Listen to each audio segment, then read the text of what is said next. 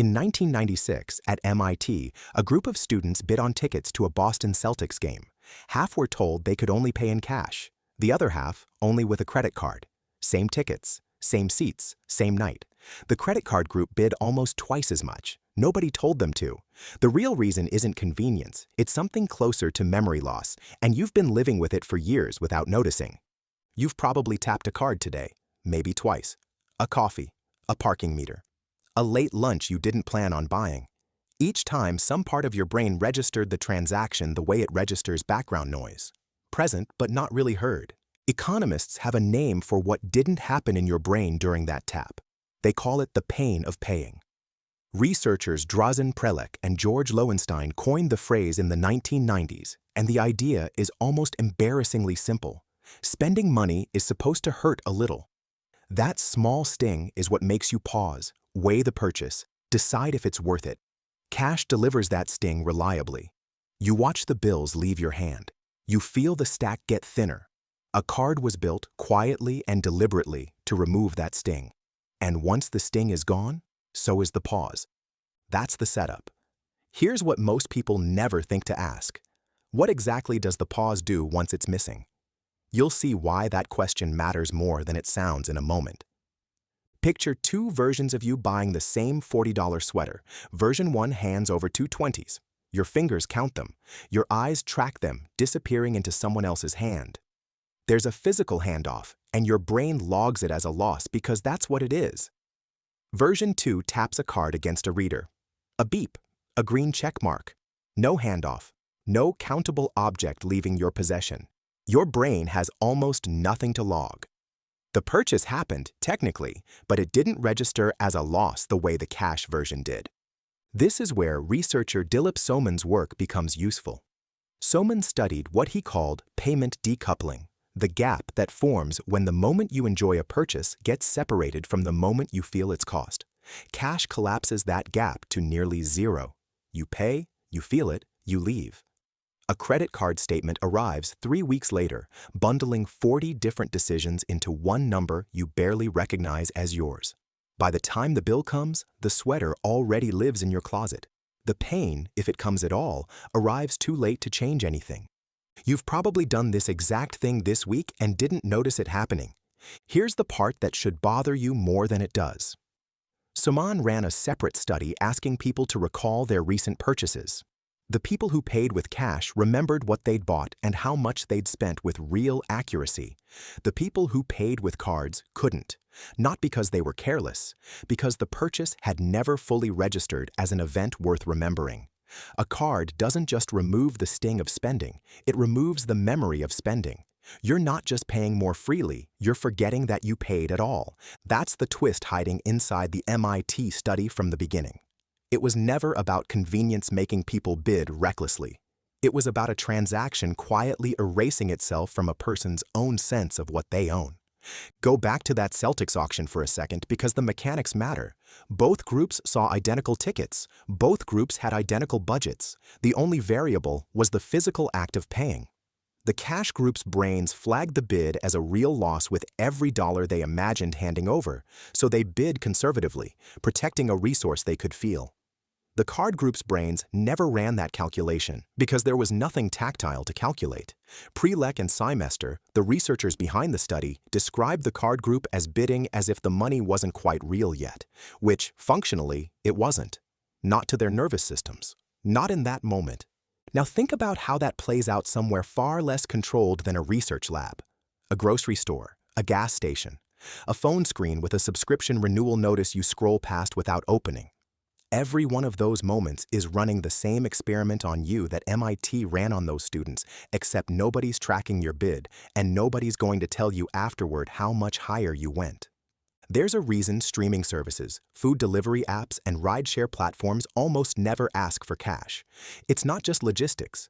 A frictionless payment method produces more transactions, more often, at higher amounts from the same person, without that person feeling like anything unusual happened.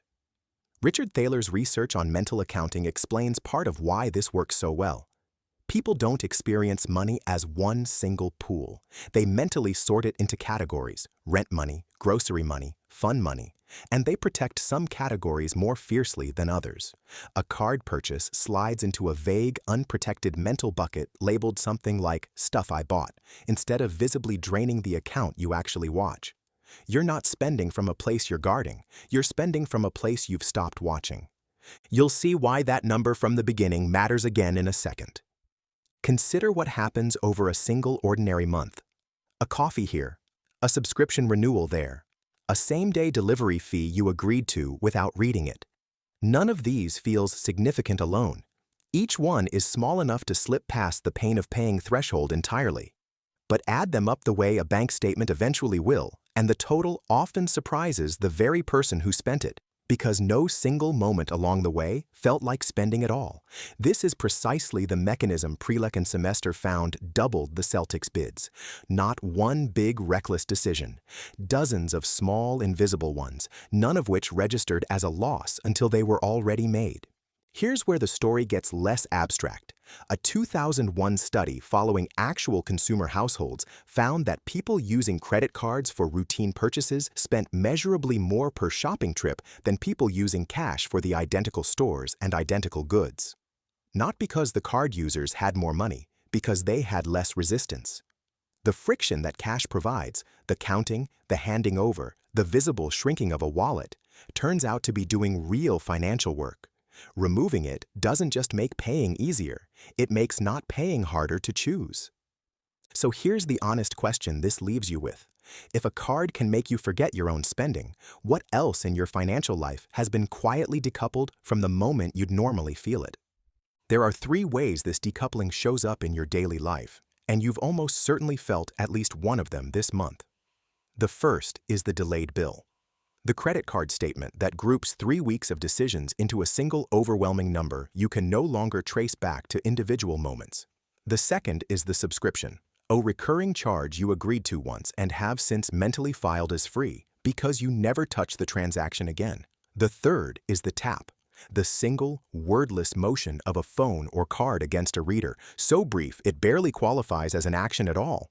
Each one strips away a different piece of the friction that used to make spending feel real. Take a freelance designer named Marcus, the kind of case Soman's team studied when they tracked real spending instead of laboratory bids. Marcus started a month with a clear number in mind: $200 for eating out.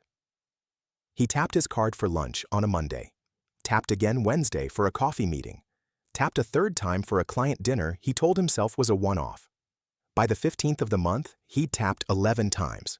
When his statement arrived, the eating out total wasn't $200, it was $340. Marcus wasn't lying to himself about his budget. He'd simply never felt any single tap cross a line, because no single tap ever does. The line only exists on a statement he wouldn't read for another 2 weeks. Now stretch that same mechanism forward into your phone. A tap-to-pay wallet doesn't even require a card anymore, just a screen already in your hand for a dozen other reasons. Apple Pay, Google Pay, a rideshare app that stores your card once and never asks again. Each one adds another layer of decoupling on top of the one the card itself already created. You don't see a number before a rideshare trip ends. You don't see a total before a food delivery order confirms. The pain of paying, already faint with a physical card, gets diluted almost to nothing when the payment lives inside the same device you use to text a friend or scroll for 5 minutes before bed. Some researchers studying app-based payments now describe this as a second decoupling layered on the first. Not just separating the purchase from the pain, but separating the pain from anything you'd recognize as a financial decision at all. None of this means cash is some moral high ground, or that cards are a trap you should avoid entirely. Cards offer real advantages: fraud protection, purchase records, the ability to build credit history that matters for a mortgage or a car loan down the line. The problem was never the card itself. It's the invisibility the card creates, and invisibility only becomes dangerous when nobody accounts for it. A handful of researchers studying this exact gap have found that something as small as reviewing a weekly spending summary, forcing the decoupled purchases back into view, restores a meaningful portion of that lost awareness. Not because the review is complicated, because it reintroduces the one thing a tap removed, the moment where you actually see the number and let it register as real. Elizabeth Dunn's work on spending and well-being points to something similar. People report far more regret over purchases they can't clearly remember making than over ones they consciously chose and watched happen. The discomfort was never really about the money. It was about the disappearing. Think about your own wallet, or more likely, your own phone case, holding a card you tap without a second thought most days. That card isn't taking anything from you that cash wouldn't also take. It's just making sure you never quite watch it happen. And a purchase you never watch is a purchase your brain never fully files away as yours. Back to that gymnasium in 1996 for the last piece of it.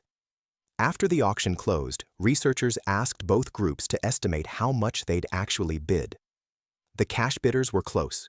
The card bidders weren't just higher, they were wrong about their own numbers, off by a wide margin, unable to accurately recall a decision they'd made only minutes earlier. The tickets were the same, the seats were the same. But only one group ever actually felt the cost of getting them, and it wasn't the group that spent more.